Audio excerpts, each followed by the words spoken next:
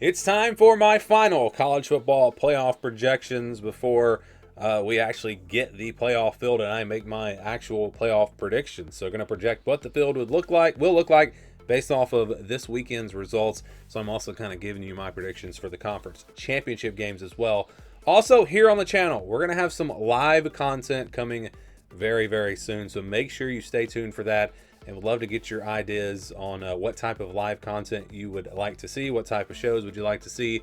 You can let me know down in the comments about that. But let's get to the predictions here. And we're going to start with the number 1 overall seed. I believe that will be Oregon. I do have Oregon winning the Big Ten championship.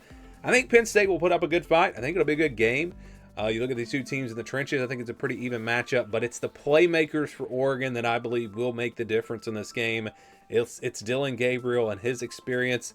I think the offense for Oregon just a little bit further along than that Penn State offense. If Penn State's going to win this game, I think they're going to have to slow it down, make it a lower scoring game, maybe win the turnover battle. I think there is a path for Penn State to win this game, but I think it will be Oregon, and I think, again, their playmakers will make the difference. Going with the Ducks there in that one. And then on the other side of the bracket, the number 2 seed, I got Texas. I think Texas wins the rematch with Georgia. Texas has been playing better football as of late. I would never count out Georgia and Kirby Smart, but something just seems off with this Georgia team. It just does not seem like one of those Georgia teams in the past. Now, they have the potential to put it all together and make a run and win a national championship. And even if they lose to Texas, maybe they do that. But in this game, again, I think it's going to be Texas. I think Texas wins a close one. Should be a great game. Number 3 seed for me is SMU. I do have SMU beating Clemson in the ACC championship. I think that the offensive firepower for this SMU team is going to be the difference. Clemson a little bit banged up with some injuries. I think SMU too much for Clemson in this one. I'm going SMU. So SMU takes the 3 seed. Number 4 seed, I've got Arizona State. So I think Arizona State moves into the 4 seed. They get the first round bye by winning the Big 12 championship. Going to be a tough one with Iowa State. Their star receiver, best receiver, out with an injury.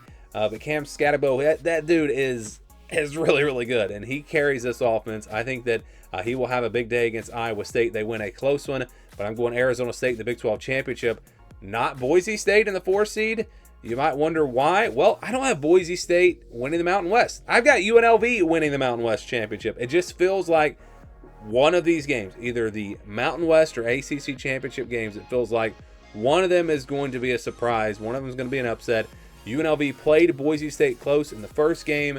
This is a good UNLV team. I think it's a pretty even matchup. Boise State has won some close games. I think finally they fall here. And again, I'm going UNLV to win the Mountain West championship and steal this playoff spot from Boise State, potentially. Now, Boise State still could make the playoff with a UNLV win. We'll get to that in just a minute. But I do have UNLV making it in as the Mountain West champion.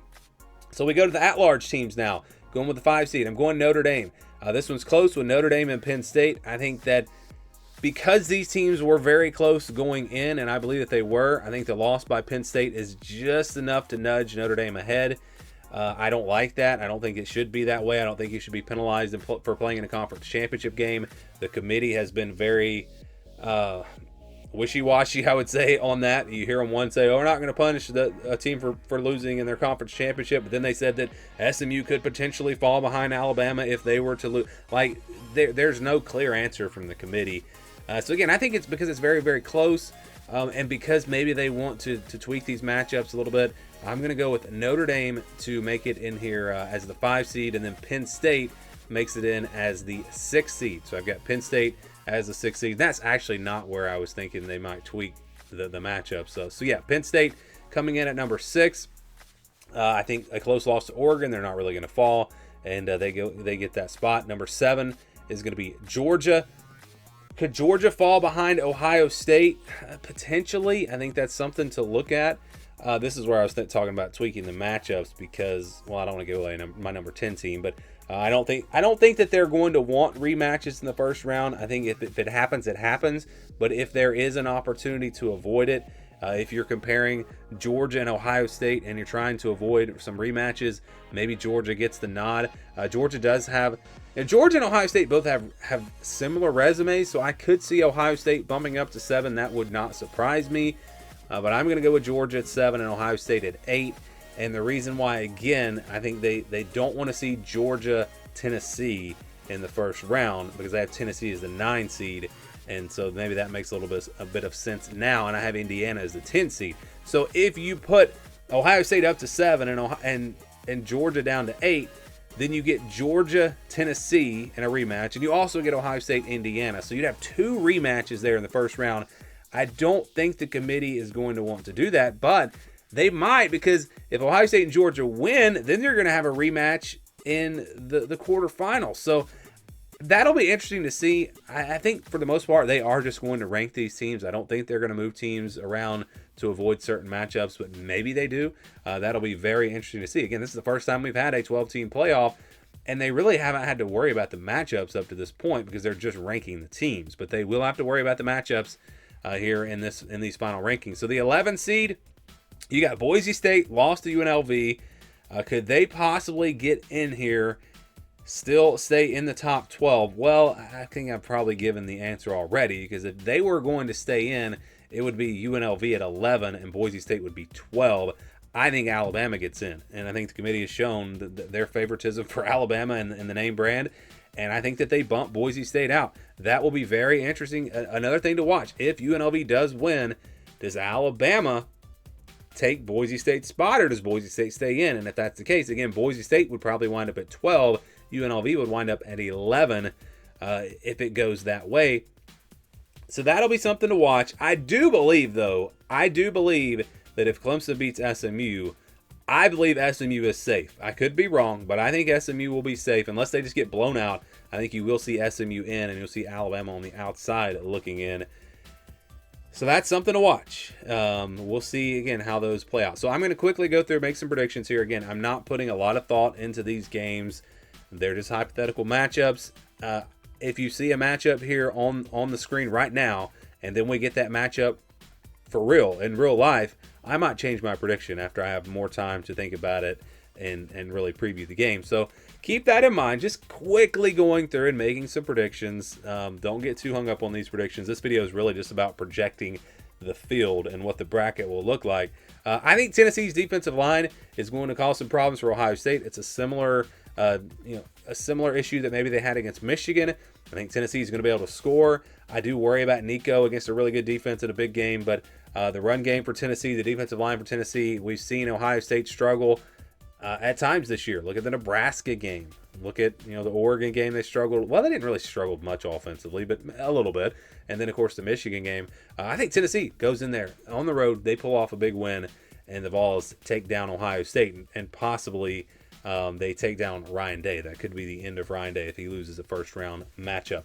Notre Dame, UNLV, I think this one, maybe stays close for a little while, but Notre Dame just too good. This is, I think, an underrated Notre Dame team.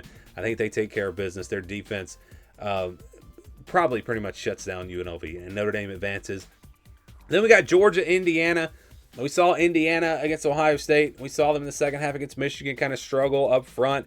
I think that's going to be a big, big problem for the Hoosiers. Georgia's front seven causes some problems. Georgia wins and advances, and there's that rematch, Texas and Georgia. Penn State, Alabama. So I said that I didn't really spend a lot of time thinking about these matchups, but this is one that, for whatever reason, while I was just kind of going through and making the graphics for this video, I was really debating this game because I could see Alabama going on a run.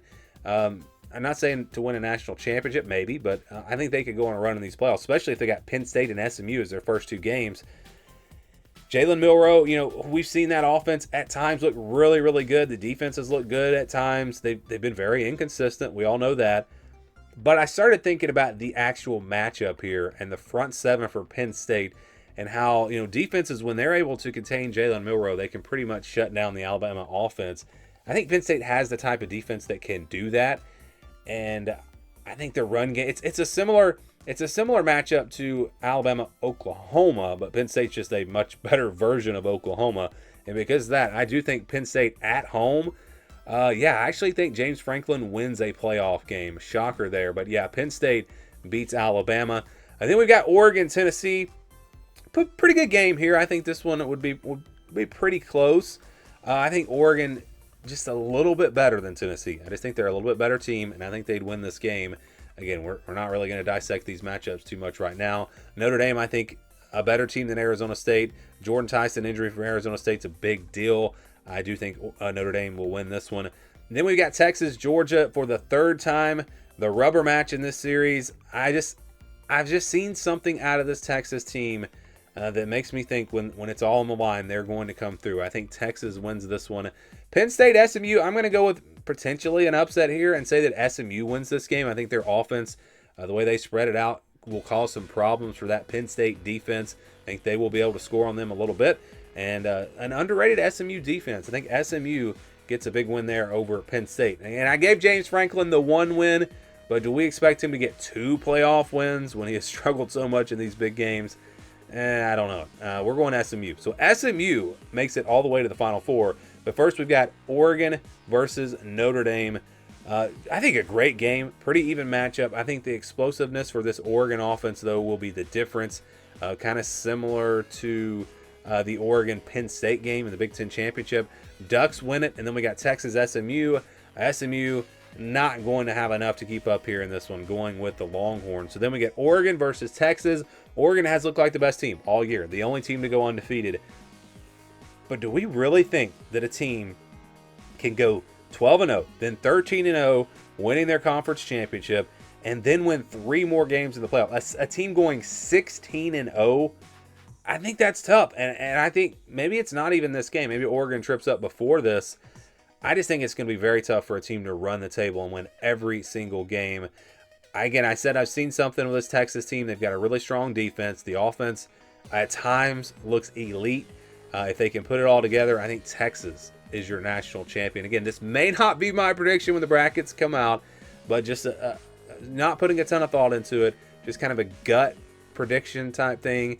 I'm going with Texas to win the national championship. I've had Ohio State all year. All year long, I've stuck with Ohio State. I have now made the change. I just think that offensive line, the injuries there, it's going to catch up to them.